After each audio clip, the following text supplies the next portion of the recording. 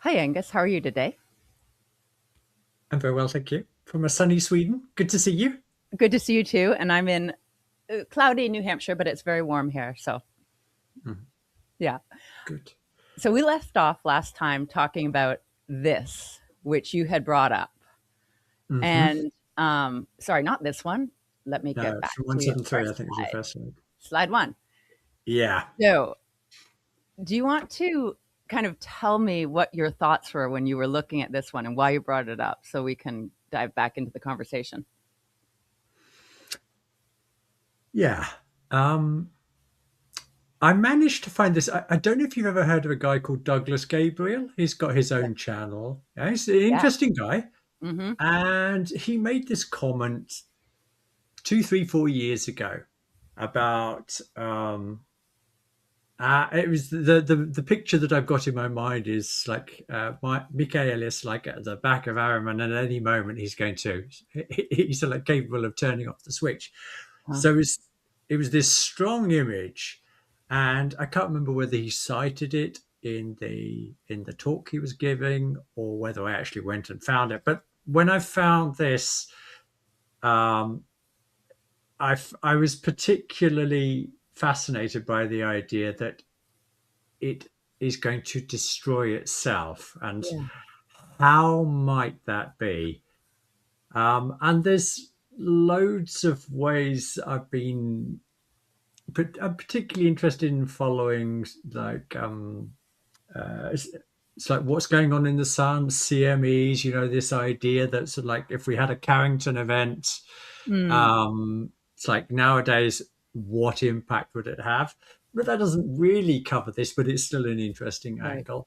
And I've like thought about viruses in the past, computer viruses, obviously Oh, not, yeah. yeah, which is also an interesting parallel, perhaps. So computer viruses also being a mechanism by which this technology destroys itself. It's an interesting way. And then obviously more recently, is it 3 years that we've had ChatGPT? I I think it's only 3 mean, years. Yeah. yeah. And certainly some of the events of, I don't know if it's early this year or late last year, but Microsoft and Amazon and various players as like almost committing to like amazing acts of self-sabotage, obviously not consciously, but by their Right. it's like religious devotion to AI will solve everything. They've created themselves a lot of problems. Amazon, they lost an amazing amount of business just by Uh-huh. it's like these rollouts. I can't remember the details, but so that's really where my thinking is. I don't think about it a lot, but there's also a comforting aspect to the idea, Yeah. isn't there? Yeah. That this that you'll find in ancient scriptures as well. It's like Right. evil doesn't last forever. It Right. has its time, and then its time passes. Mhm. Um, but what about yourself? When I mentioned it last week, I think you Well, said you had recognized it from yeah. Emerson. What were Yeah. your own thoughts? And so my interest in this particular quote is, of course, these references to subtle oscillations present in etheric bodies. So this idea of the new technology or a new Mhm. technology really fascinates me.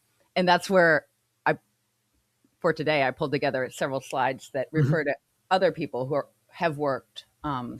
They're all dead now, who have worked in trying to understand this using their own language and their own um, scientific understanding. So, do you recognize in our world today any of these? I don't know. Do you see any active precursors to subtle oscillations present in etheric bodies? Um, it's funny, isn't it, what comes up from a completely spontaneous question Yeah. and memory from 10, 15 years ago. Um, I was particularly interested in, is it Stanislav Groff, I think is his name. He did some type of interesting inner work. I never actually went and did it, but there were going to be workshops up in Stockholm, and I was very sort of like, do I want holotropic work? I think it's called. Um, Holotropic? yeah, I think that's what it's called. I can double check in a Yeah, second. I'm not familiar with. I feel like I've heard that name, but I don't. It's not bringing something to me. So tell us. Hmm.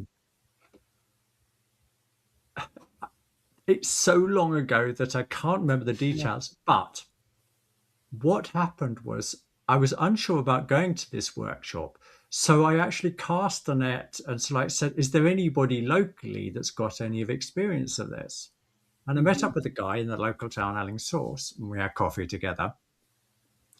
And his stories about um, his sensitivity to Oh, electricity, um, but also somewhere weaved into this conversation is this phenomena of people being able to, it's like, short out electrical yeah. circuits, not consciously. So they're generating some type of field around them, and they Hmm. just can't have this type of equipment near them. Mm.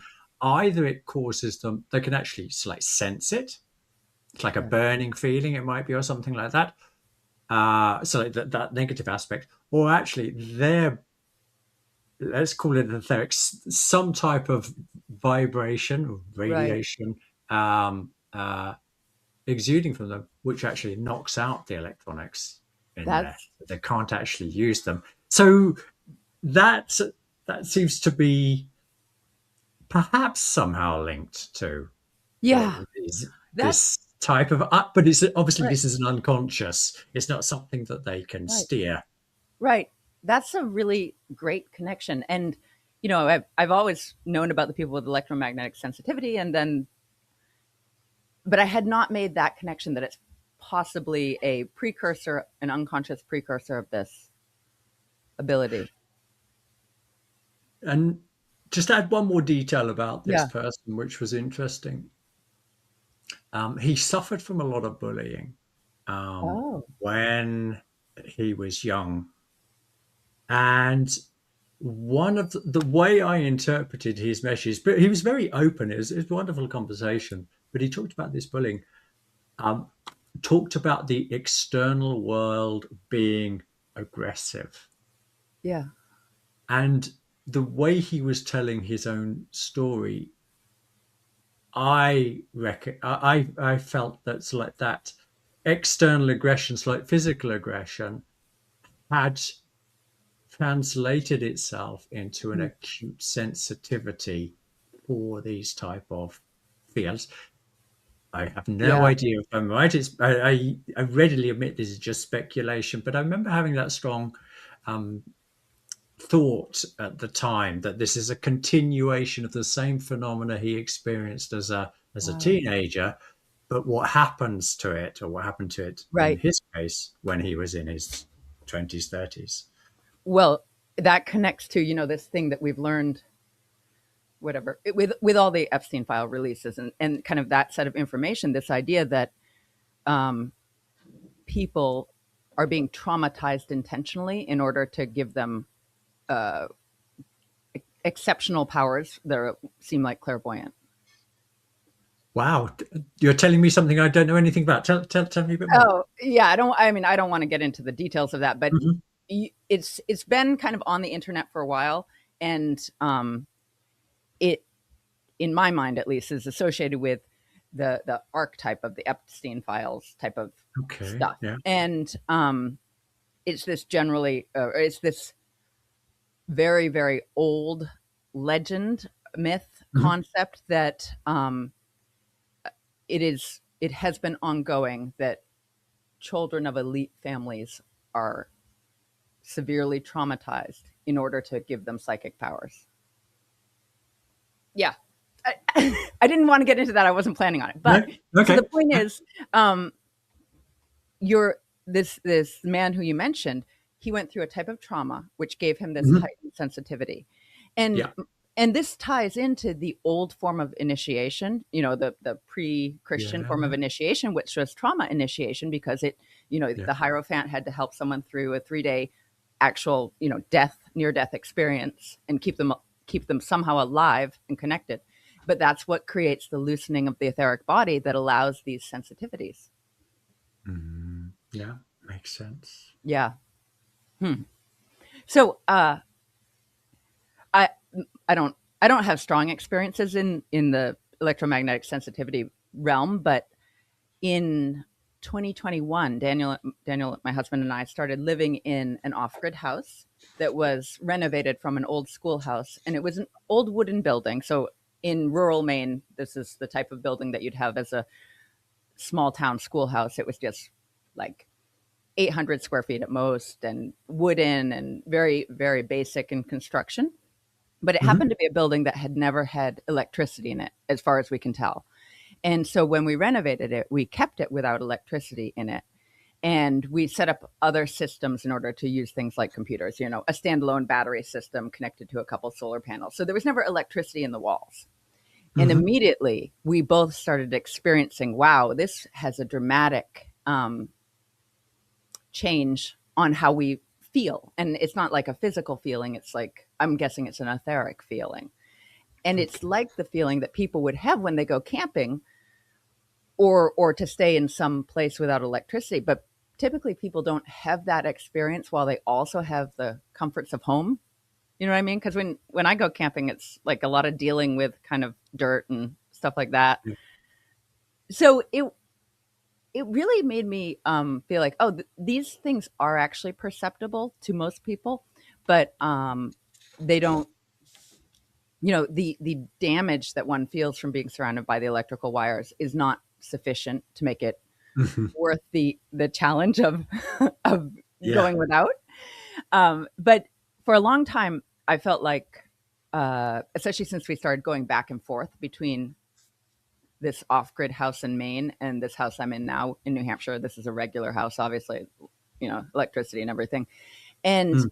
I was able to sleep through the nights when I was in Maine.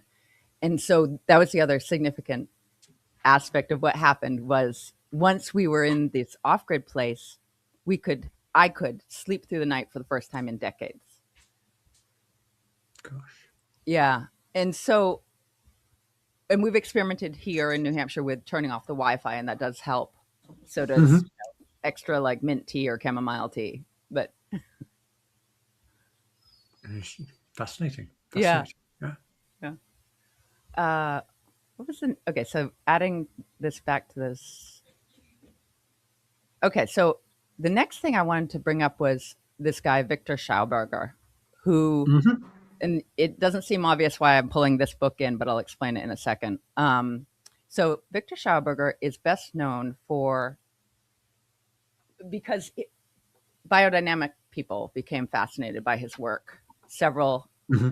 I think, in the 90s, and it was probably contemporary with this book being written. So Callum Coates is an Australian man who I believe is dead now, who uh, he he did a huge amount of work translating Schauberger's work into English and also compiling it. So this book, it's all about Victor Schauberger's work, and it has lots of diagrams and stuff like that. But it is written by Callum Coates, and Hmm. I only have the first of this series. But these are the books translated by Callum Coates about Schauberger's work, and these are, I haven't read this one yet or this series yet. It's more technical, I think. This book, originally I thought it was going to be technical to read, and then I realized no, it's really well written and really beautiful, and actually Hmm. creates a lot of emotional response. I now have decided I'm probably going to give everyone I know this book for Christmas, because it's such a fabulous book. Ah, Have you heard of Schauberger? only by name. I haven't read Yeah. any of his material. Okay. So what's interesting about him is he was I think he was born in the late 1800s, and it says in this book that he and Steiner did have several conversations, Okay. but their professional lives didn't overlap that much, because Schauberger was really kind of like fully working as a mature adult in his field in the 30s and later. Hmm. And obviously Steiner was not alive then. So, but Schauberger's work is all about these insights that he developed into what we would call etheric forces. And he developed these technologies that primarily dealt with water, but also became motor or engine technologies and Hmm. heating and cooling technologies. The reason this work is, as far as I can tell, the reason this work is not available is because during World War II, Schauberger was forced to work for the SS. He was Austrian, and Hmm. he was forced to work for the SS as a scientist. And it appears that, so this, let me show you the book called Hunt for Zero Point Okay. is ostensibly about searching for anti gravity technology that was developed by the Nazis and then taken by the U.S. military and the Russians after World War II at the end of the war. Hmm. But this book ends with his hypothesis appears to be it was Schauberger's technology. So Schauberger was working for the SS. He had developed some types of like levitation technologies as well Hmm. as implosion motors, which worked in a, let's say, in very simplistic way, an opposite way that our traditional motors work. Hmm. And this work appeared to be part of the realms of work that was immediately taken by the U.S. forces and the Russian forces at the end of World War II, when the Nazis surrendered, Hmm. and may be the basis of work that is now completely secret. Critical. So a thought there Mm, that strikes me is interesting. Um, if they were working with anti-gravity devices or trying to improve them, but so we're going back 70, 80 years now, yeah, I would expect something yeah, to have come of that. If I think about like the internet or something like that, yeah. of course, that was originally like a military project, but it became so useful, Mm-hmm. so powerful that like it couldn't help Yeah. but like get expanded. So like first it was the military, and then the universities they started using it, and you had a very gradual rollout. Is there any indication um, that holds up, that goes Right. beyond speculation, that there is actually it's like, or there are anti-gravity devices out Right. there? Right. And so I also have the same sort of skepticism you're describing. Hmm. And so the Hunt for Zero Point describes this book was written in the 90s. Okay. And it describes the author encountering a Russian scientist who had developed and published a small scale, unfunded, essentially, almost personally funded anti gravity proof in Finland. And Hmm. upon interviewing that scientist, found out that that Russian scientist's father had been given at the end of World War II Schauberger's volumes of work because he was a Russian scientist um, who was in the right type of realm to make sense of it at that point in time. So that's one link. But Hmm. the other kind of link that we can state, the obvious one is, of course, the ongoing seeing of UAPs Hmm. Yeah. and the reporting of those. And it's well known in the US at least that the way all this information is protected from FOIA is it's not actually kept in FOIA, meaning Freedom of Yeah. Information Access, that law set. It's not actually kept in the government, it's always kept in private sector. So, but I feel the same skepticism that you're stating. And the reason is, of course, that Schauberger was able to make these devices essentially using, not a huge amount of money. Hmm. And then that Russian man in Finland was able to make these devices using not a huge amount of money.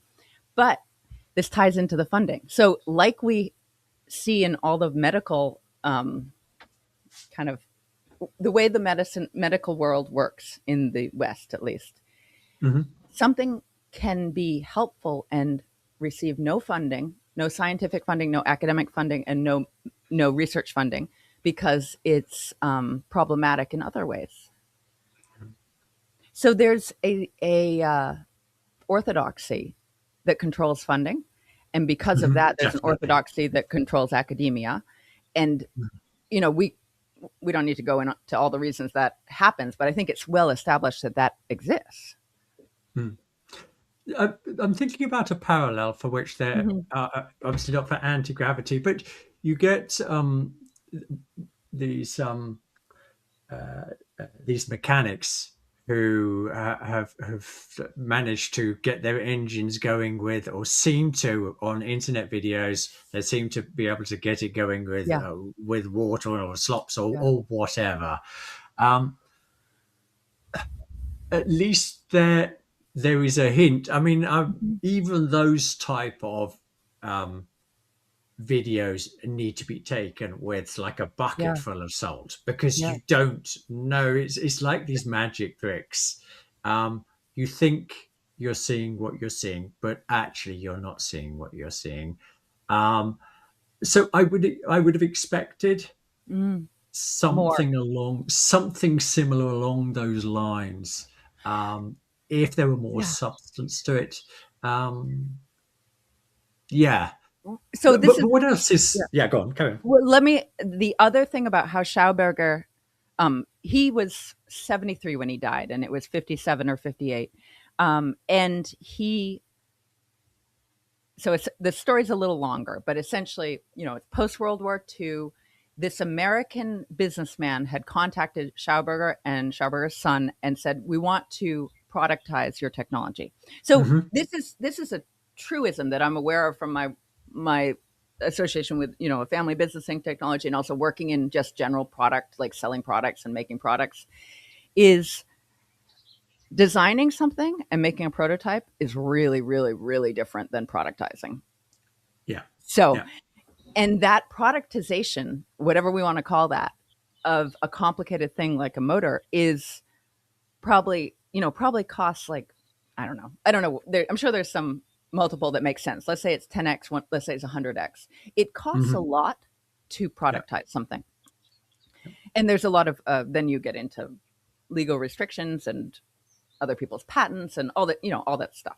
So and in the, confiscation of this type of yeah, thinking and files just prior to something happening as so that's what appears to be possibly what happened to Schauberger's work right. after World War II is he was contacted by some American businessmen who wanted to productize his work. He agreed to, even though he wasn't physically well, he agreed to go to the US for a year or, sorry, 3 months to set things up and he would be paid a certain amount of money. And he wasn't well. It wasn't, Mm. it was hard for him physically and he wanted to go home. And at near the end of those 3 months, they essentially tricked him into signing something that hadn't been translated to German and he didn't speak English. And when he understood after the fact what it said he had had sold all of his technologies, designs, and inventions to this private company. And then they never did anything with it. Schauberger went back to Austria and he died 5 days later, probably like of a broken heart, you know. Hmm. So that's right. That's another, you know, the confiscation of the technology, the non productization of the technology. Yeah, And then I think, you know, the other argument for this being real is that there are not that many people who emerge who have like the skill and vision of someone like Schauberger or Tesla or and it does take that kind of skill or vision. yeah, definitely. Yeah, yeah. Oh, this is another guy who is still living, Eric P. Dollard. He uses his middle initial because his name's relatively familiar. So he's older, an American. I think he's probably in his 70s now, and he you can find a lot of stuff about him on YouTube. He's Hmm. considered the real deal. He has um, recreated his interest is electricity, and he has recreated various of Tesla's experiments. But as with many of these people, he's also a character. He's like lived in his car for decades at a time. I don't think Yeah. he does right now, but and he tells stories of his work and his workshops being taken away from him or destroyed. Just kind of like mysteriously, that workshop was destroyed. Some people came and took it. And you never know with someone who's that much of a Yeah. unusual person what's true and what's not. But Mm. with Dollard, at least, there appears to be enough um, secondary engineering interest to think that what he's saying is true. Yeah. But then, You remi- mm. no incentive to productize it, I guess. Yeah. Yeah. You remind me a little bit. A person who's like loosely connected with Schauberger and Reich, and you would like to talk about afterwards. Have you heard of a guy called Walter Russell? Uh, the Secret of Light, is that who it is? That's right. Yeah, yeah. Universal One, Yeah. and he developed. He was able to predict elements that didn't exist Oh, based on his own periodic table that created. An amazing guy. So this guy is interesting in that he's able to predict is it called deuteronium? I think it's which I is don't heavy know. water. Uh, Oh, uh, but he predicted a series of elements yeah, that nobody knew about, and they are it's like wrapped in his own vision of the universe. yeah, So that type of person already becomes more interesting in the same way that Steiner is yeah. predicting something that's way out there, but Hmm. later scientists like catch up on it. And I also, when I looked into him many, many years ago, he also work was funded to try and develop his ideas. So you had old mock-ups of prototypes Yeah, and that type of thing, again indicating that there was enough substance for people, for real engineers, to go along and tinker. And there is a community. It's like yeah, around this, um, but but the way there are certain parallels because I don't know Schauberger enough, and I don't really know yeah, Reich either. But one element that I think might be common to all of them is because you mentioned an implosion motor. yeah. You've got this idea of like expanding out. It's like a center point full of energy. It's like dispersing. Hmm. Whereas Russell, so it says, but the weaker force Yeah, can actually sort of like condense right. in. And he talks specifically about um, his its centripetal and Yep, centrifugal yep. forces, but on a universal scale that also he links into the atomic structure. So it's quite Oh, detailed, it's but quite aligned. Do you mhm. remember? Wait, do you remember Russell's years? Russell he was about let me be Yeah, accurate.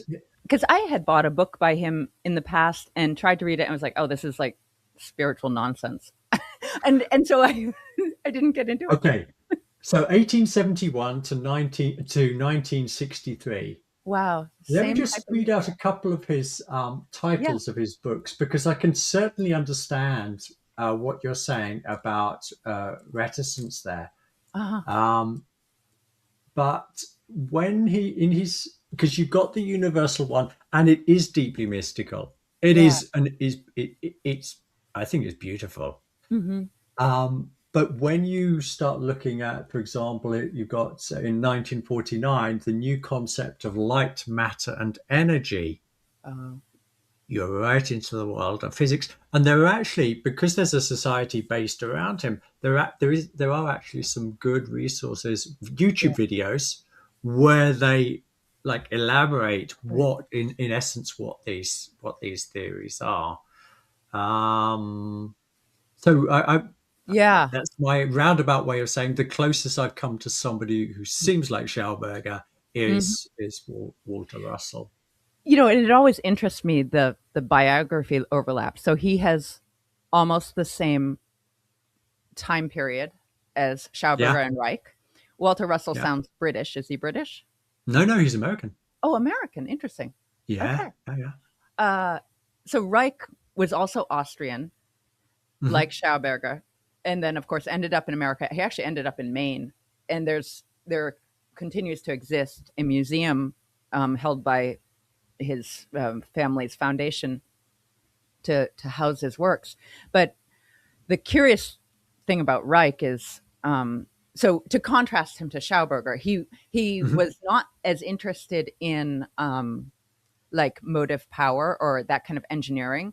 His engineering was much more about um, how to gain access to orgone. Which, oh, let me pull up that thing.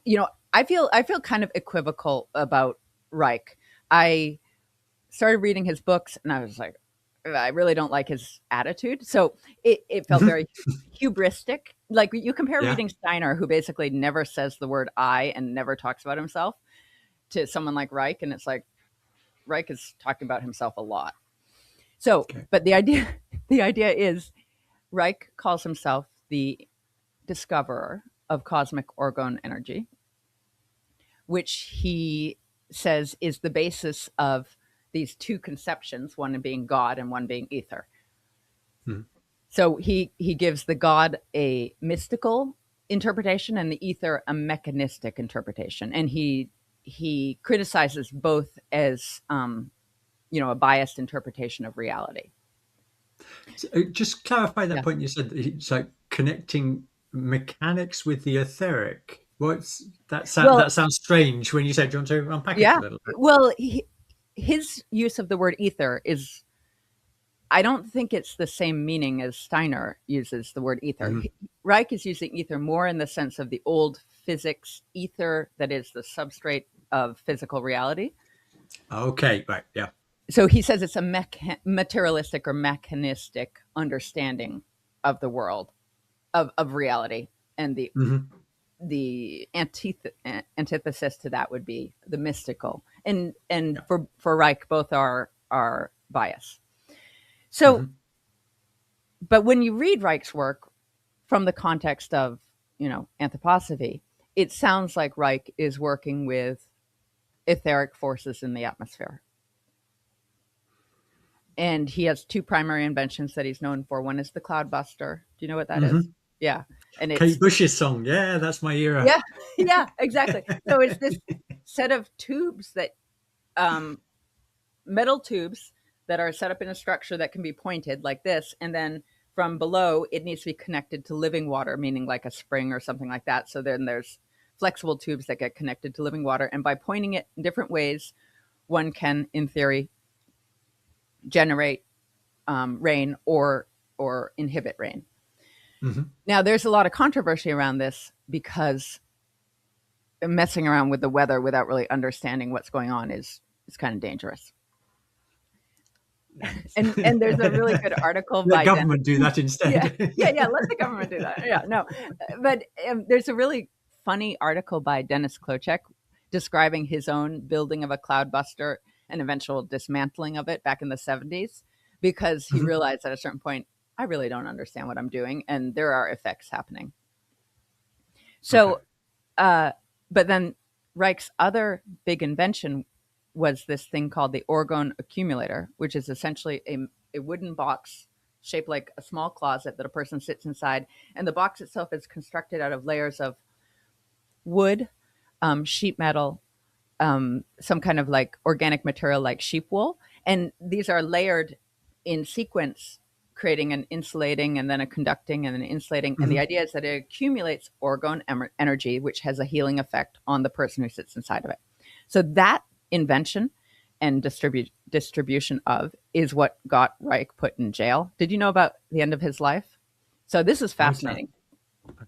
In the 1950s, the FDA spent almost its entire budget putting Reich in jail for a couple years. And so they spent the equivalent of, they had a lower budget back then, but they spent the equivalent of 117 million, I think, in US dollars today, in today's dollars, putting Reich in jail for these closets because you're not allowed to do stuff like that and claim that there's a health benefit.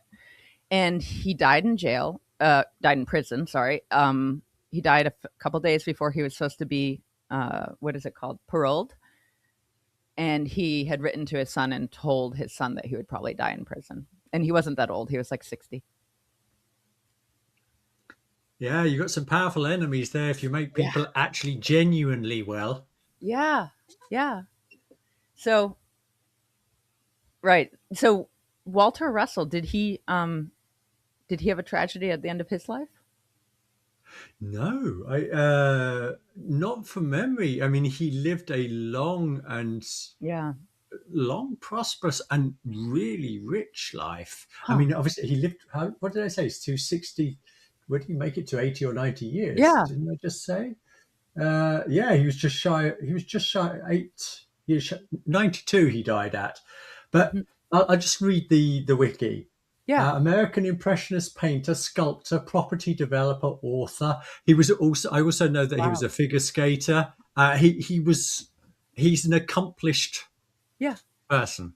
Really, really interesting. Oh, that's really Boston. cool. He's from your neck of the woods. He's from Boston. Okay, I need to look him up. I'm sorry that I gave up on him so quickly. There is Oh god. I mean I get why I understand what you're saying, the aversion to the mystical. But rather than reading it, I found managed to find somebody who read it, Yeah. and that was it's so rich. Also his own biography. He used It's fascinating.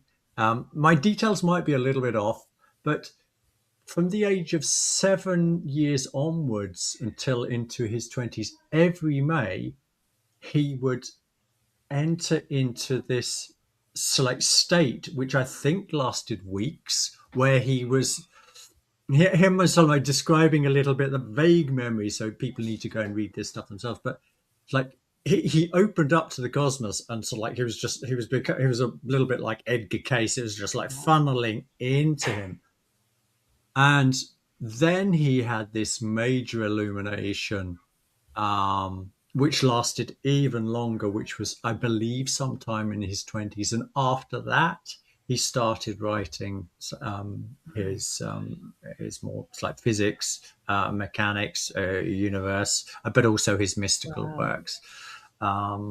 So there's a lot to look at there. Um, That's really interesting. So it was like it's like he was kind of built for what he was able to. Yeah. Oh, yeah. I mean this is karma. It's like Mhm. working big time into somebody's Right. biography. Right. It's amazing. Um, yeah, yeah. See if you can find some good videos about Yeah. him online. There are quite a few, and if it takes your fancy, then I yeah. will. So this word mystical, just this morning I was reviewing. I've been working on. Yeah, I was inspired by what you said about trying to memorize key aspects of the philosophy of freedom in sequence, and so I'd been Mhm. working on that in a specific way. And I was reviewing. I guess it's chapter 8, this section on philosophy of feeling, like Mhm. mysticism. You know what I'm talking about?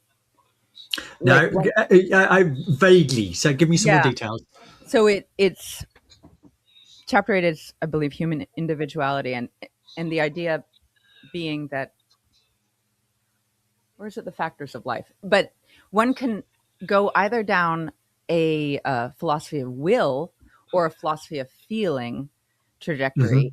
because both to a naive realist feel more real, To be more real, yes, yeah, and yet the real reality is through that philosophy of thinking, or philosophy Mhm. of freedom. Um, but it doesn't, because it's not subjective. But philosophy of yeah, feeling and of will are subjective, and so one Steiner names mysticism, feeling, and the other thelemism. You know that yeah. word, thelem, Hellism, yeah, from yeah, telos, it's like yeah. meanings like Would goal we or anything. pronounce it telemism? Hellism, I think so. Yeah. Telism, yeah. And also Well, that, yeah, yeah. it Telos. reminds me. Perhaps you've heard this. Um, Crowley, Aleister Crowley. His whole thing Hmm. was called telema, right? I know that, wasn't it Thulma? But it's the same word. It has to do with will. Right. Okay. Yeah.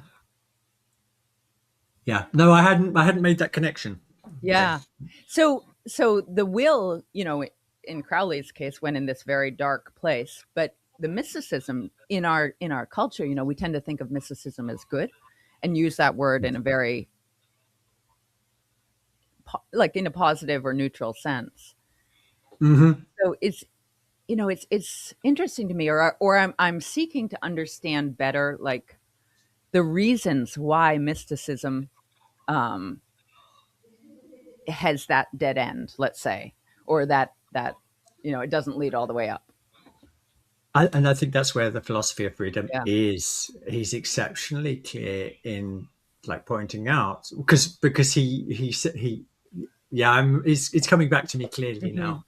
But he says that when I feel something, I learn nothing about the world. I learn something about my relationship Yeah. to the world, but I'm still in myself. It is only when I am in thinking Yeah. that I actually, it's like, go beyond myself to enter into the Yeah. essence of another being and it's like unite or know it in the truly biblical sense, which Right. means to unite with, Right. to be one with.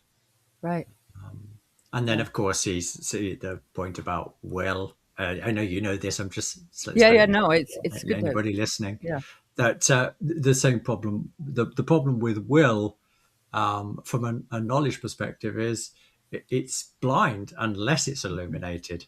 by thinking. So therefore, um, you have to, for freedom to be possible, you have to it has to be something that is a conscious activity, which will never is Right. in us.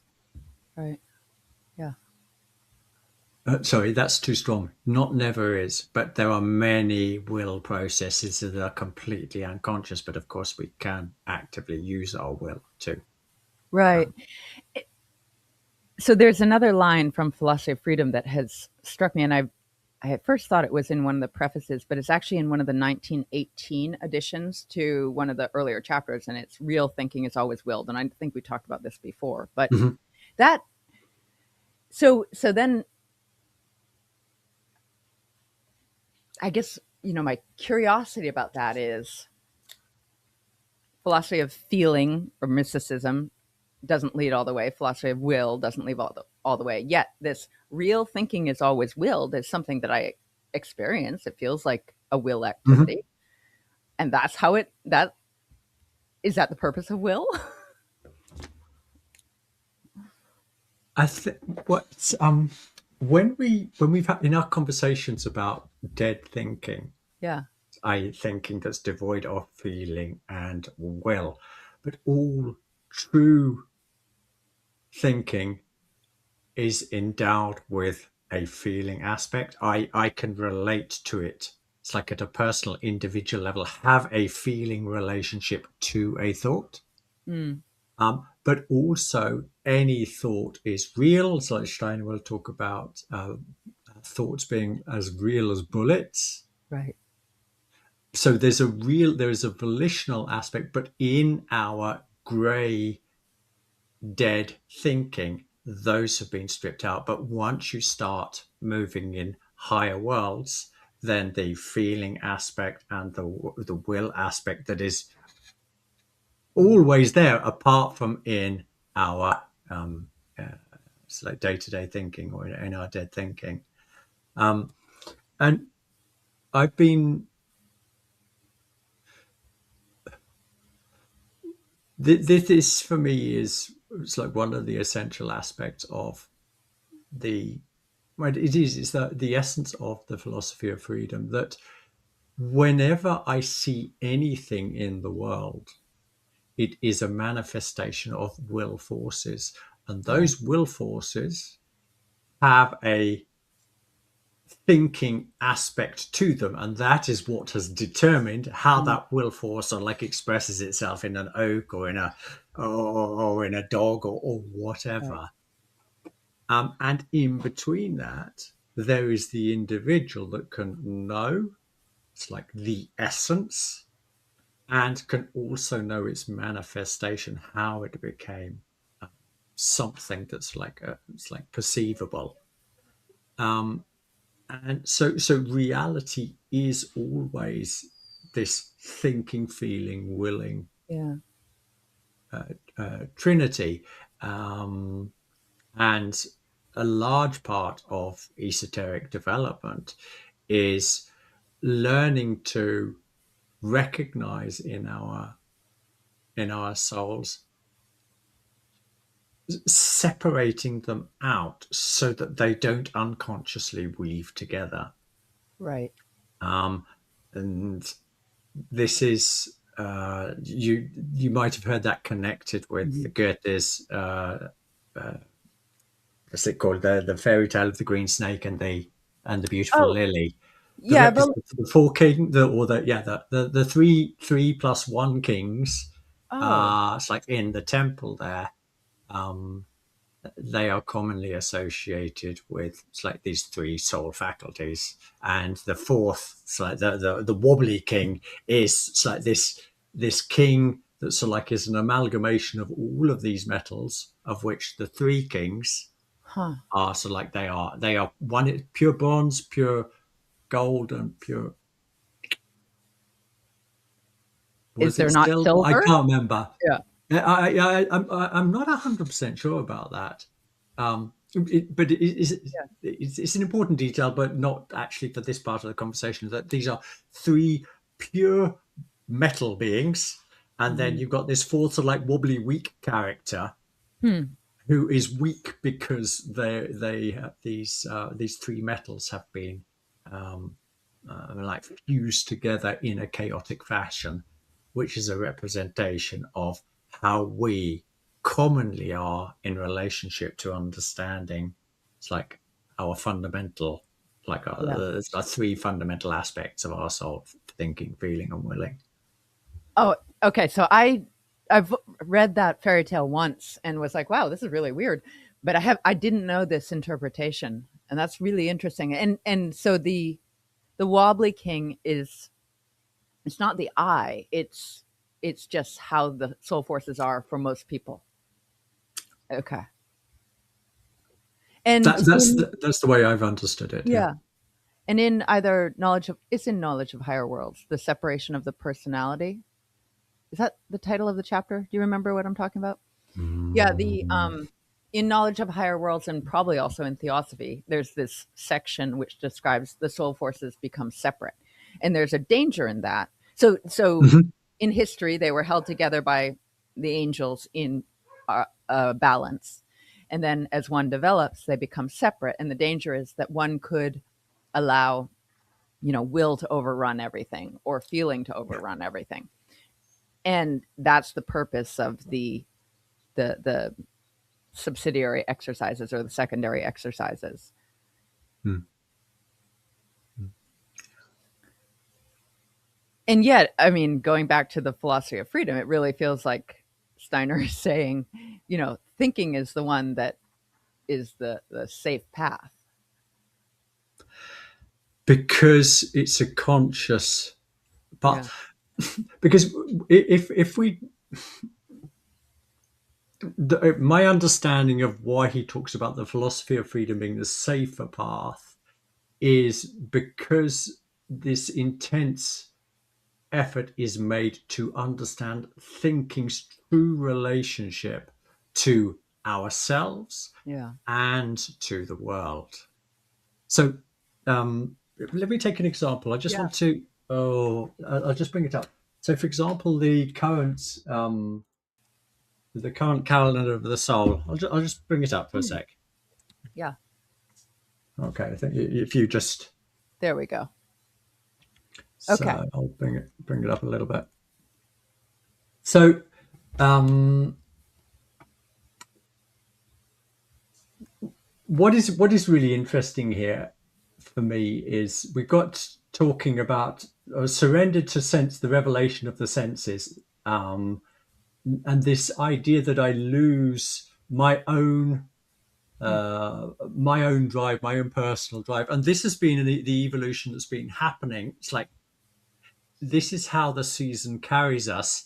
And I Mm. remember about 8, 9 weeks ago when it started moving in this direction, I was like, I'm quite happy where I am. I don't want to be moved. It's it's coming to a little bit of a it's coming to a turning point. It's as simple as that Yeah. for St. John's Tide. And then it'll say, dreamlike thinking appeared to numbingly rob myself of myself. So this picture that he's creating as we live into the summer, the awe of nature, it like it overtakes us. It Yeah. almost becomes oppressive. And living out in the country like I do here in Sweden, I have long before I started to like trying to deepen myself into the calendar of the soul. When it comes to mid July, Uh-huh. August, I'm sort of saying, I think I can't. This is too much. The grass is sort of Yeah. like it's about a meter tall. Everything is Yeah. growing, growing, growing, and it's an Right. overpowering. And in that sense, I link it to this a sense of loss of self. That nature is sort of like this Mm. with her power, with her majesty, is you can't help but notice it, and that means Yeah. there's like a certain loss of self. Um, but what is interesting here in relation to into thinking is, but the end of it, yet already approaching wakefully, uh, the translation, and wakefully releases me out of the Huh. power of. Oh, hold on. Yeah. So That's I'm so used to working with the yeah. German, but in the what is being revealed to me, this is what he's saying im Sinn und Schein mir Mm. Weltendenken, this recognition that this overpowering that I am sensing is actually a revelation of world thinking. Right. And that's why it's so overpowering. And the whole course of the year is like this flowing between like these centripetal forces that are like Yeah. pulling us out, and the centrifugal no sorry Other way, but centripetal, yeah. yeah, that's Right. right, then centrifugal out. And this is this whole like uh, cosmic Yeah. uh, cosmic Lemniscate. loop Yeah. lemniscate Yeah. that we are performing um, unconsciously all the year, but our feeling life is picking up on it. And when we start to work with, as an example, the calendar of the soul, we become more attuned to how the seasons affect Yeah. our own perception of ourselves and the world. But so this world thinking, this experience of the reality behind the manifestation. This is Yeah. all world thinking, and it is both permeated by will, because otherwise I wouldn't select see it, I wouldn't Hmm. know it, but also it provokes feelings in me. Right. And strong feelings about the season and the joy of it being summer. Yeah. Um, so I'm trying to go back to how we got onto this. Yes, with the thinking, feeling, willing at the base. It's like being at the base of all reality. And we can, for example, Yeah. find that traced out in the calendar of the soul. So I find this interesting in part because I've heard particularly people of my mother's generation, meaning people who have studied anthropology their whole life, have said this to me that they strongly feel that thing that um, you're describing, which is feeling almost taken out of themselves in summer. And I have not experienced that. Part of which I think is I'm a end of July birthday. So there's a a different thing going on for a summer birthday. Hmm. I find that the couple of months before the birthday have an intensity to them. And I also have typically found that in June and July leading up to my birthday, I can do much more intensive meditative building work, Hmm. and often eh, have the motivation and the inspiration to do very specific, let's call them thought projects at that point in time in the year. And so I've found this idea that the summer makes it hard for us to be ourselves. I found it confusing actually, because that Hmm. hasn't been how I Your own experienced it. experience. Yeah. Yeah. What part of the year is your birthday? August. Oh, so you are also. Is it end Yeah. or No, 18th, so okay? mid Yeah. August. Oh, we're both Leos. Yeah. Okay. Yeah. Yeah. uh, so yeah, I mean it is interesting, uh, and I mean we don't, or I don't want to exaggerate the Yeah. point that I am still capable of thinking and Yeah. dedicating myself to a project, but I do definitely recognize that it's easier to do in the period from um no from September through to March, April, Really? definitely. Yeah. Yeah. Huh. Okay. And yeah, I'm curious about this. Is something I've wondered about for a long time, but we can go on. So Hmm. let me see if there were any other. Okay, two types of electricity. This is something that I wanted to describe. So this is from Schauberger's book. Sorry, this is from Hmm. Callum Coates' book about Schauberger, and this is an experiment that Callum Coates recreated. But the idea being that there are actually two types of electricity, and the type of electricity that we are familiar with that it runs through our houses is type B here, which is using iron and Hmm. iron magnetism, um, and so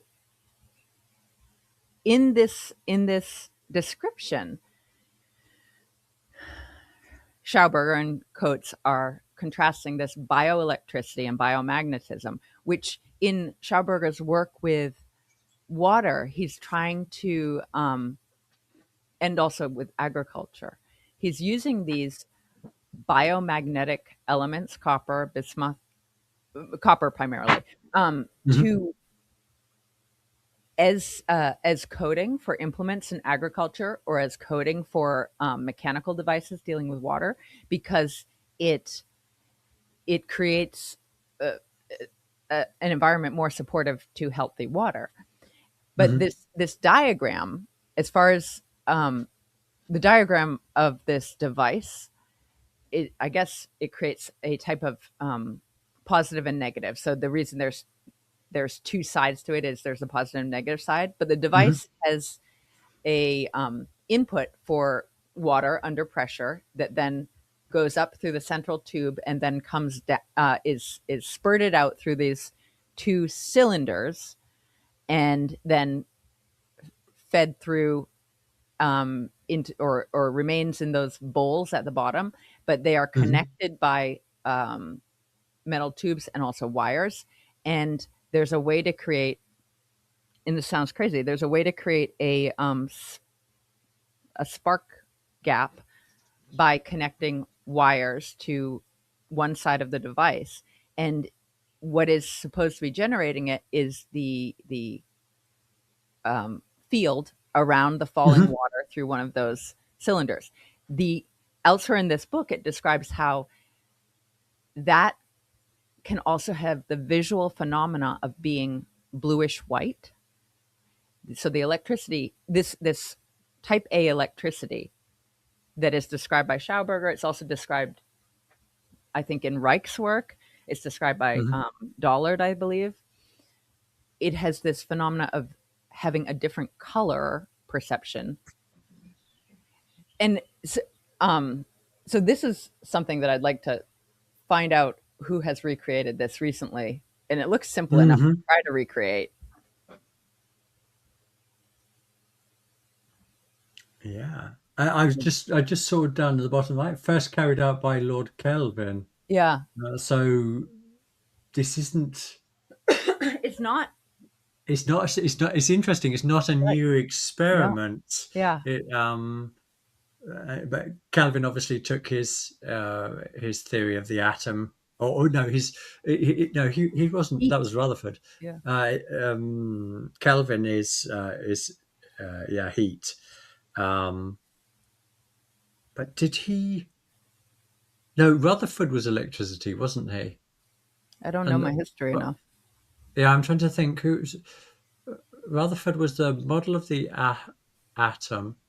What was Calvin? Uh, I just Yeah. noting that Right. yeah, this is an old experiment that it seems Schauberger is interpreting so like out from a Yeah. different perspective, not just like the our current so like uh, And so actually physics based one. this speaks to in Schauberger's work, and also, Steiner refers to this. Schauberger describes two types of electricity. He describes two types of heat also, or two types of temperature. And I didn't make a slide about that, but uh, Mhm. so, and he describes gravity and levity. So Steiner also talks about, we don't recognize Yeah, the levitational forces. And Steiner also talks about counter space. So there's space and counter space. yeah, yeah. Yeah. So, are you trying to repeat any of these experiments, or are you trying to I, meet up with people who are, or you know, I don't have a good place to do engineering work right now. Mhm. Um, I would like to figure out what the simpler ones are that Yeah, could be repeated. And, I don't have a background in this stuff, so there's a lot of learning involved too. yeah, yeah, that's right. Yeah, yeah, Yeah. absolutely. Yeah. I know when we had the pandementia around on the internet, free Oh, energy, and which is dementia. also one of Yeah. these things that Yeah. it's like these people often lead us to. There is a big interest in free Yeah. energy, and I was looking at it and trying to do some of the experiments, but I was also looking at the theoretical side Mm. and listening to the arguments of why it couldn't happen. Mm. And this was specifically about generating light. It's like getting magnets moving through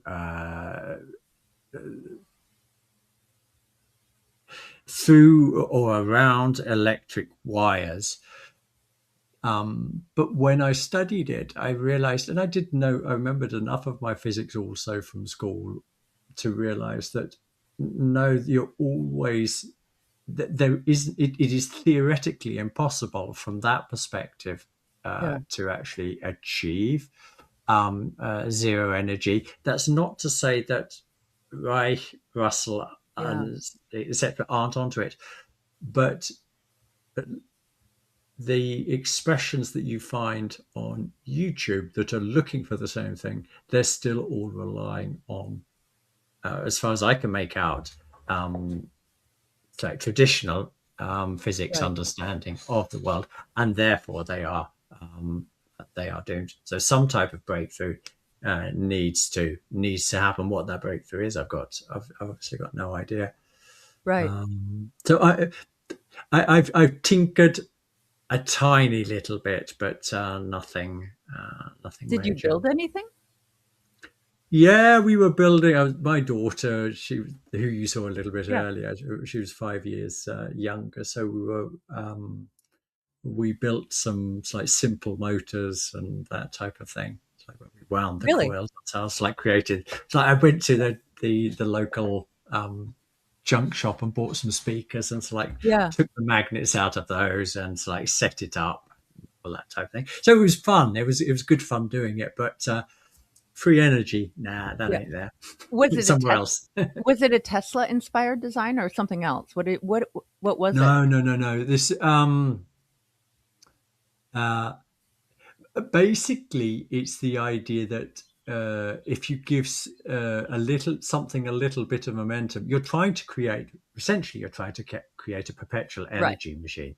Right. Okay, but every time, if you've got a current, if you've got a wire with a current running through it, obviously, as it approaches the magnet, it's going to slow down because of the resistance, and then as it sort of like gets past 90 degrees, it'll accelerate away again.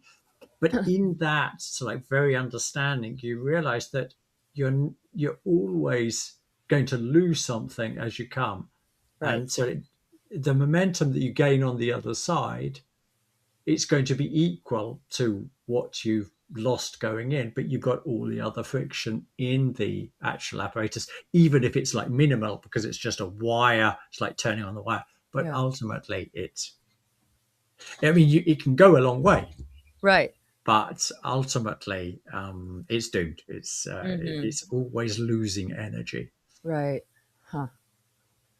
Yeah.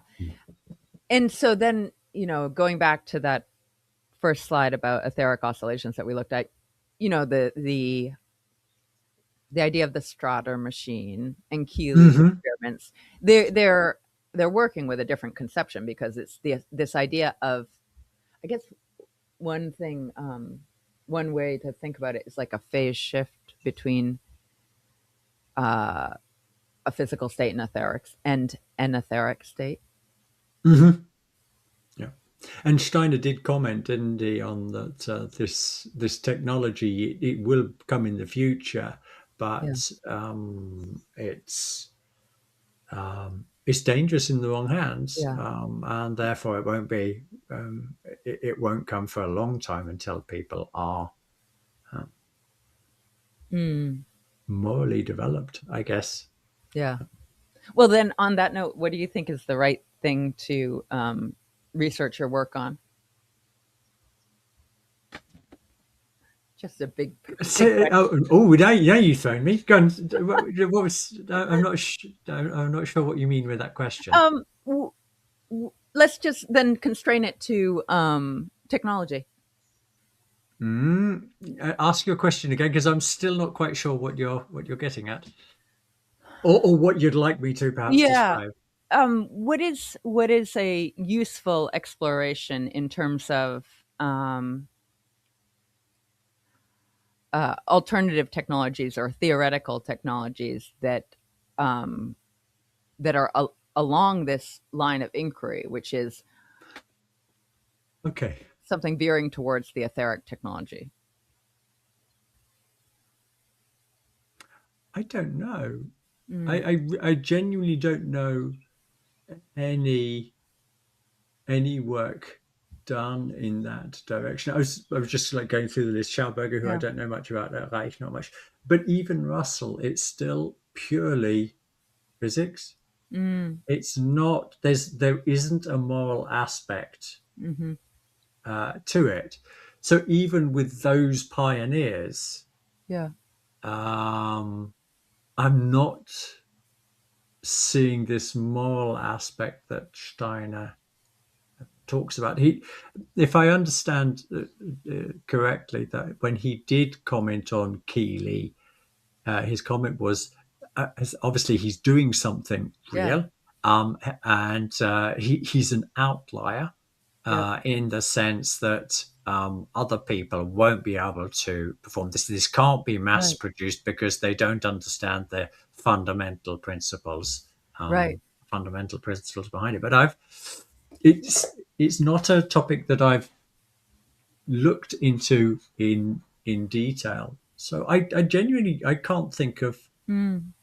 anyone that's doing that. What about yourself? Do you know of anybody who like you think is like moving in that direction? Well, the Emberson group, they were trying to. Mm-hmm. I don't know what has happened. Of course, because I'm here and they don't communicate on the internet, and Mm-hmm. but as far as I understand, at the time of Emerson's death, they were working on stuff, Okay. but I think it was in Scotland, and I think there was a lot of secrecy around it. Yeah. Yeah, and otherwise, like, yeah, Yeah. no, I don't know who's, there was. So in this book, at the very end, there's like an afterwards which mentions a researcher who had just gotten a patent that was, let's see, am I going to find his name? For a motionless magnetic generator. This is a patent issued in 2002 to Dr. Thomas E. Bearden, and who's a retired U.S. Army lieutenant colonel and former nuclear engineer. And so there's a bunch of videos of this man on the internet Mhm. describing the academic suppression of anything that's not orthodox, and also there's a lot of still existent internet sites that are like 2002 era describing all the excitement about this patent, which, as far as I can Mhm. tell, was never productized. Right. And so then and the the the developer, Thomas Bearden, he lived to be elderly. I think he died a few years ago at age 92 or something. So I haven't yet tracked down what happened with that little life story, or that little Mhm. story. Was it just that nobody productized it, or was it that it didn't actually work? And when productization was attempted, it didn't work. It's really hard to tell with stuff like that Mm. because of this nuance that I described, which is productization is really, really hard. Yeah. Um, it's interesting you brought in this moral aspect, Yeah. because if you think about what the current technology is doing, it is definitely affecting people's wills. Yeah. So, So uh, how are we to read that? I mean, I was listening to some a s there seem to be studies out there that point to the fact that um, AI. Yeah, and I need to be careful here. Generally, AI leads to poor learning, yeah. but it doesn't have to be like that. Right. If people actually use AI in let's call it a non-lazy way, Yeah. then it can be highly developmental, and it is that experience of having somebody to having somebody who has like or something access to really deep knowledge and the ability to interrogate and to ask questions Hmm. until your heart's content, whereas like another being's like has all his her commitments and like a limited amount of time. But with this technology Yeah. you do have um, very different possibilities opening up for those who do want to. But the general findings are that people retain less, and it's like it stunts their critical thinking because they're just being like served up answers and uh, don't cultivate this important ability to think critically about the material that's being given to them. Can you give an example of how, of the type of lazy use, or the type that doesn't, that makes learning harder or less effective compared to what you're describing?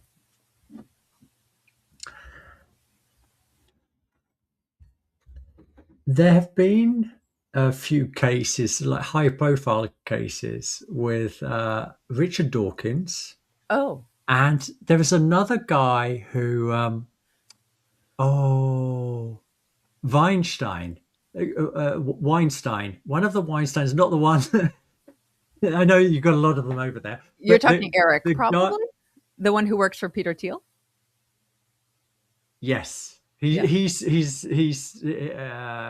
he's a strong intellectual, and he's got ideas on the theory of everything with regards to physics.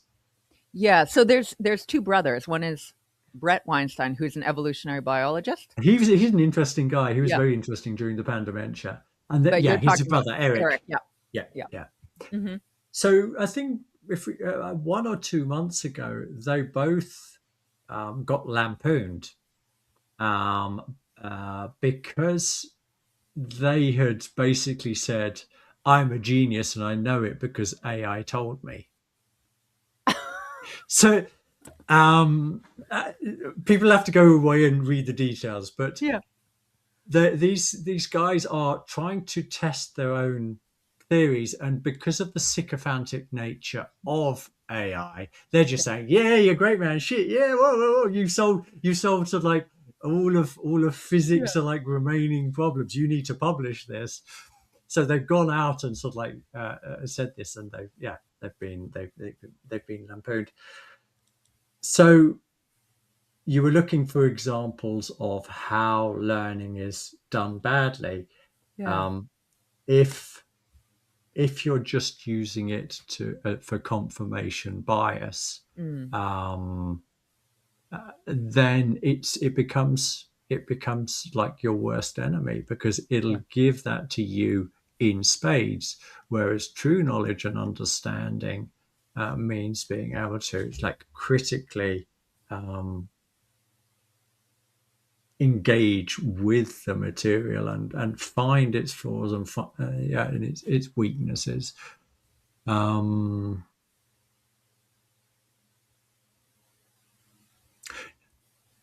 I suppose not going in there with I want to prove something, Right. but going in there instead with let's try and find out about this, and then bringing your own material um, to the conversation and Yeah. seeing how it integrates. But it is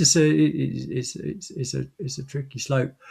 One way in which I do find it useful is um, I often, when I'm like dealing with areas that I'm like not I might be using like the wrong terms, or my concepts might be a little bit hazy. So when I write the question and the accompanying information, I'll add it's like often a couple of lines, correct any Yeah. mistakes that I made. It's like in my conceptual understanding, and then comment critically on what Mm. I've said. And this comment critically on a statement often works well, and it talks about like how it's useful, but it's like what might be missing in there, and then that can lead Yeah. to some type of learning. So I remember thinking about a concrete experience when I was looking at the 12 worldviews, and I I really wanted to understand Deleuze, what was going on with Deleuze.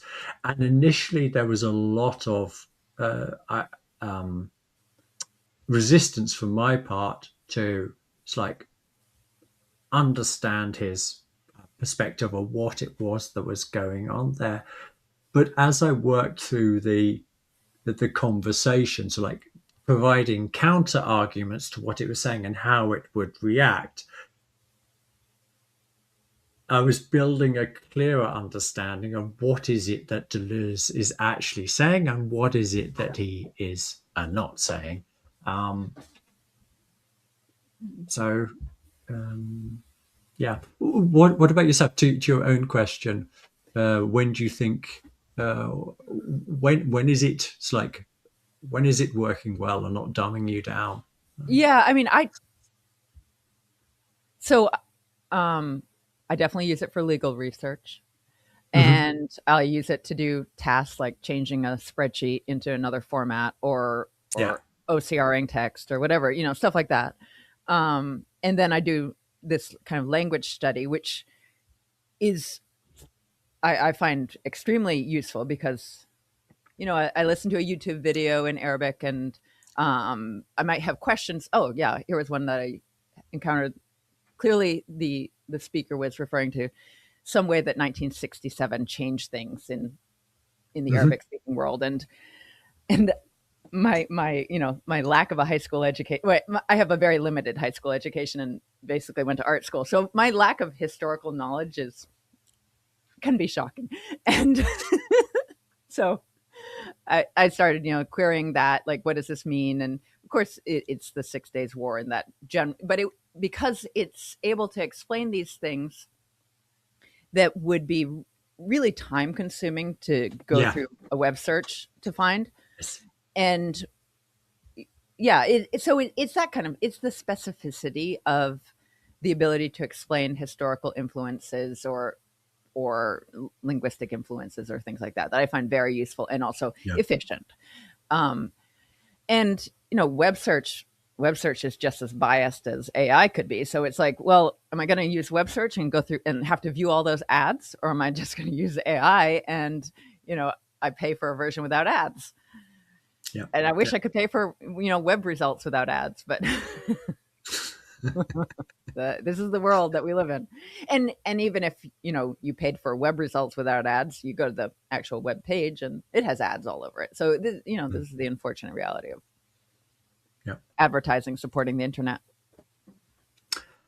One particular really useful experience with me a couple of years ago.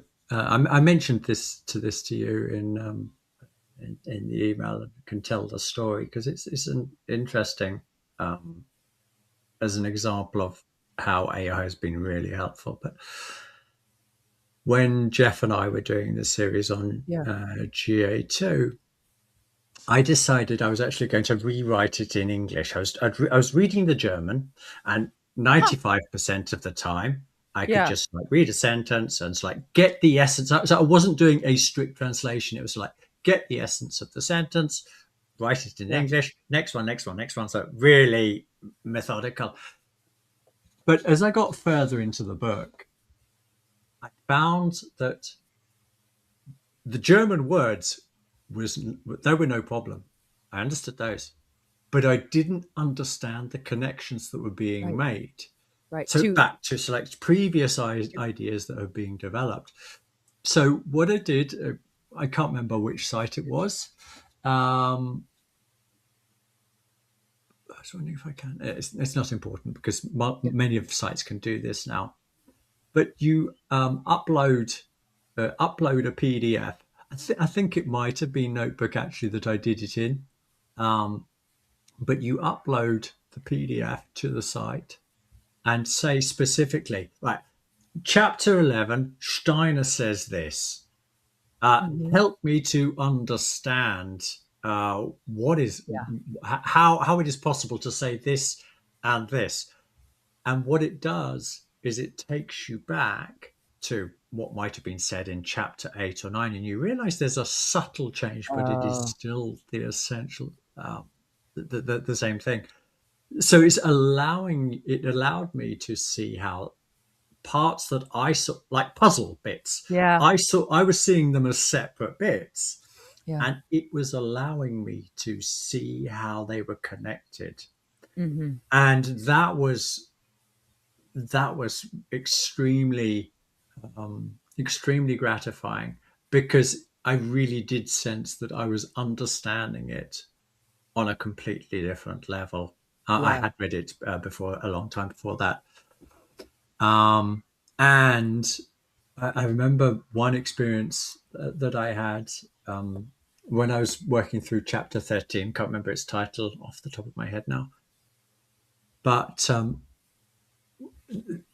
with the help of the words that AI was using me to help understand, so like specific sentences, all of a sudden I was seeing how it's like the underlying um, philosophy of the Bhagavad Gita and the whole of like Vedanta philosophy so there's descriptions of Yeah. Brahman. They are there. Oh, wow. Obviously not in it's like in the same terms that you'll find in Sanskrit, but it's the imagery that they use in the Upanishads. Yeah. I was seeing that again in what Steiner's very terse Yeah. like comments, but it was there. And so it's this the magic of I don't know what is going on here. And normally, it's like it's easy to just like freeze and so like I don't know what to do here. But because you've got a conversation partner with the AI, and then it spits out something which is it's like obviously it's like it's just repeating Yeah. content what we know it's like in different like configurations and it's like throwing in a couple of other words. But in that magic, you also are there. This space is created where something new can come into you and your understanding. Mm. So it was a really strong and positive experience, and people who are, if people are struggling with the philosophy of freedom or GA2 or Yeah. GA3, LLMs are can be amazing help if you're able to. So like be honest with yourself and say, I don't understand why he's saying that. If Yeah. I mean, we've had this experience that you read Shine and go, yeah, I understand. And then he'll make this statement and you just go, huh? How can you even say that? I'm not going to agree or disagree. It's sort of like, where on earth did Right. that come from? Right. And LLMs in that context, because you said work out of the context of this book. Don't go out to the internet and sort of like Hmm. it's like grab a load of ideas, but it's like just work out of the basis of this chapter Yeah. or these chapters, and it can be amazingly powerful. That's a very interesting insight. Yeah. Hmm. Have you I think we've talked about this. Have you looked at Florine Lowndes' work with uh, living thinking across these texts? Have you seen? Yes. Yeah. Do you know a guy called Mark Riccio? Lives on No. Hawaii. No. He's interesting. There are a couple of somewhat difficult videos to follow on the internet where you like see a little bit of his work. RICCIO. Yeah. And he was extremely helpful. A couple or 3 years ago, I had quite a few conversations with him, and he has these groups that work with his method. Uh, that And by the method, we're talking about sentence one is physical level, sentence two is etheric level, sentence three is astral level. that's That right, method. and the reflections going Yeah. on. Yeah. Yeah, that's right, exactly. Um, However, whilst it's a wonderful way, a little bit like like translating each sentence Yeah. individually gets you into the work. The type of work they're doing, where they're like really like working at a sentence level and looking for reflections Yeah. and it's like what level it is at. That is really useful. However, because of my interest in philosophy itself, the conversations tended to be about pattern finding Hmm. rather than understanding. Um, so very interesting and useful method, but something that I've left behind me. Yeah. But there's a community out there, and if people get in contact with Mark, I mean, he was very generous, extremely generous with his time. Put me in contact with groups, and they're nice. They're Yeah. really it was like really nice, friendly people. But I realised that for myself, it um, wasn't what I didn't want to continue. I do have a group here in Sweden, and we actually just looked through the original preface of, was it GA2 or no? It was the original preface of the Philosophy of Freedom we looked at, Yeah. and worked intensively with that, and it was a good process. Right. Um, yeah, it was a good process, but I needed more as well. And I think I mirror what you're saying. Like I was exposed to a fair bit of um, the ideas and the process, not directly, but you know, Florine Lowndes had a connection to Maine through his former wife, and Ah, so I've spent a lot of time looking at things like that, and I see that pattern. Uh, Also, you know, if you just look at the table of contents of any of Steiner's work, it's like that pattern of 7 or 14 or 21 is just like there, and mm, it's, you know, it's there in the first, you know, section of the Gospel of John, and like that pattern is there, and we can perceive it in many ways. So it's useful to be aware of, but I also felt like at a certain point there's a rigidity that slips in if that's just like the only thing that's being sought out. I guess that's yeah. where I took it. Uh, uh, Perhaps I would like to go back into like just Yeah. remember how valuable it was, because again, um, because I was trying to memorize it. So Yeah. Yeah. I had all Yeah. 63 lines, I think it was, of the original preface, and I could Oh, recite okay. them to myself. But again, to have that level of memory, and if you ask me now, it's gone. But there are still one or two bits. I did actually write a piece on Substack. There's a couple of pieces Hmm. related to the process. I can Yeah. link you to them if you like. But this focus on really trying to understand. Let me pull up the Yeah. original preface, and I'll give you an example. So this is the original preface, and it's not that long. But when you actually, so when you're trying to memorize this, you want, or Angus wants to understand it. So he'll read something along, just this one sentence. A truth which comes to us from outside always bears the stamp of uncertainty about it. Okay, so I could try to remember that verbatim, and Right. I can do that. That's not a problem. But why on earth is he saying it? What?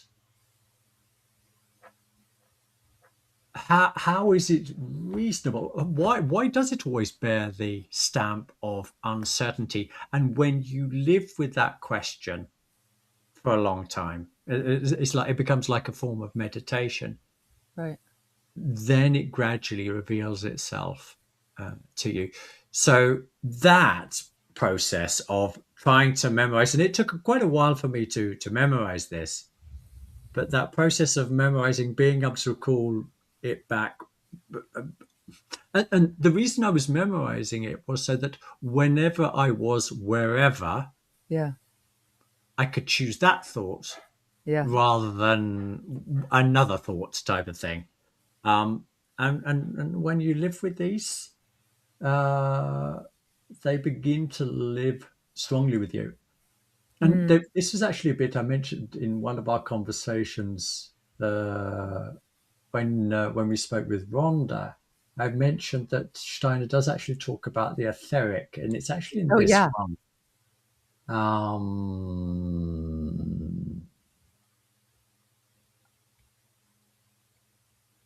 It's in 9. Yeah, this is this sentence here. Ethereal realm of concepts.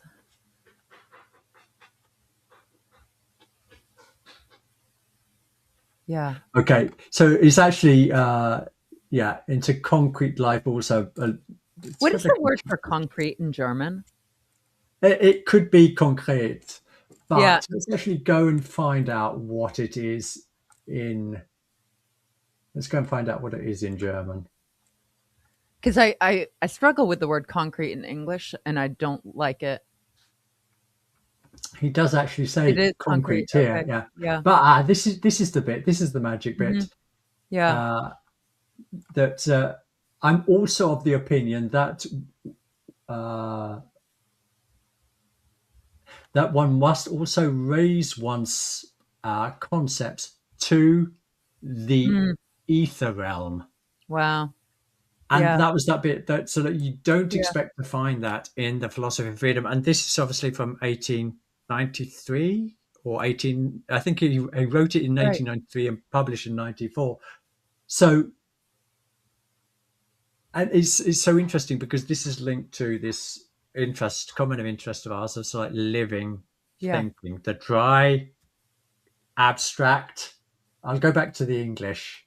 Yeah, this one here. So dry concepts into concrete life, but then there must be raised to the Yeah. etheric one. So that life must be like brought back into them if one wants to experience existence in all directions.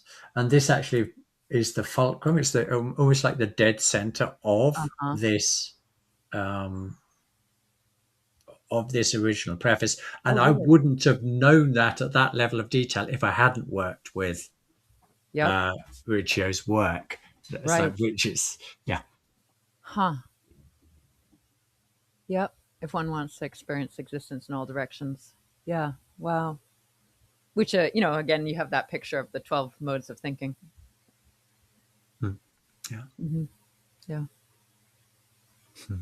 Very nice. Should we stop there? Yeah. Okay, Yeah, great. sure. Thank you. Uh, I'll hit end recording. Don't go away.